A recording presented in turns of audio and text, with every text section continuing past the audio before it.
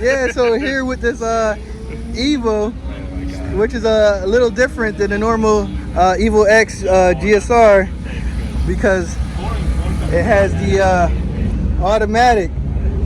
And so you mentioned you're at 700 power level. Yeah, 700 horsepower. Wow, and that's hard to do in these cars. A lot of people are scared of them. They want to go with the manuals because of the limiting factoring of the transmission, right? Yeah, so a lot of people, they don't build the SSTs on these cars. That's what it's called. They call it sport shift transmission or super shift transmission, so that's what you call it. But it's like a dual clutch, it's like a GTR or R8. So it's no torque converter, it's forks. So that's another thing from the factory. The forks are plastic and they have like glue on them, which wears off and it causes the trans not to shift. So a lot of people are afraid because it's not a lot of money that's like not cheap to do the trans. Yeah, so like I have like all the dots and stuff on it. So I have the dots and billet shift forks, which is all titanium or stainless, so all that with a metal magnet and stuff. So that keeps, like, that's indestructible at this point. Have SSPs, 12-plate clutch with the billet basket.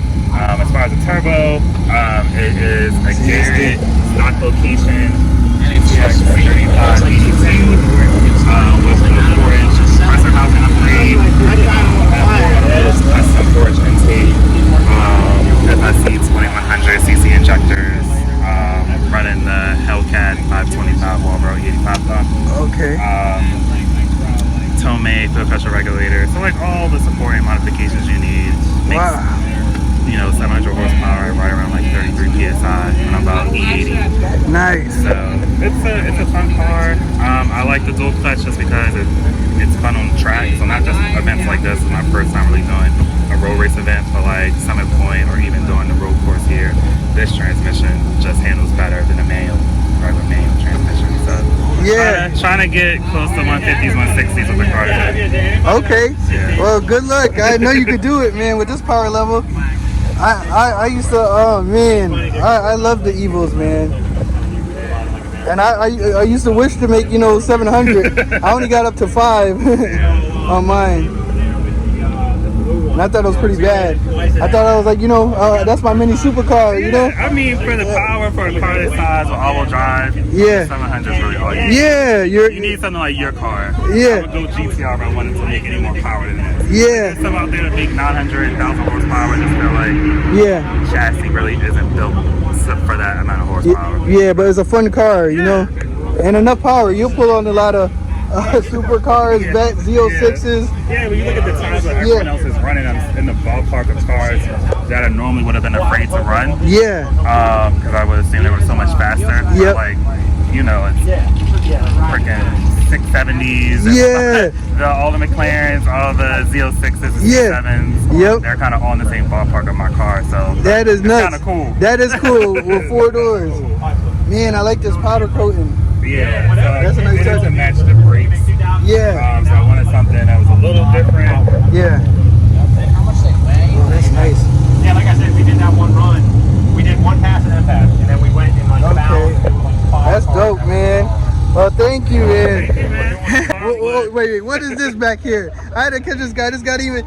What is all this? Oh, okay. So my fuel setup's a little different. So I have an ETL 14-gallon fuel cell for capacity. Because I drive my car, I don't trailer it. So I don't like a truck. I don't have a truck. I don't have a trailer.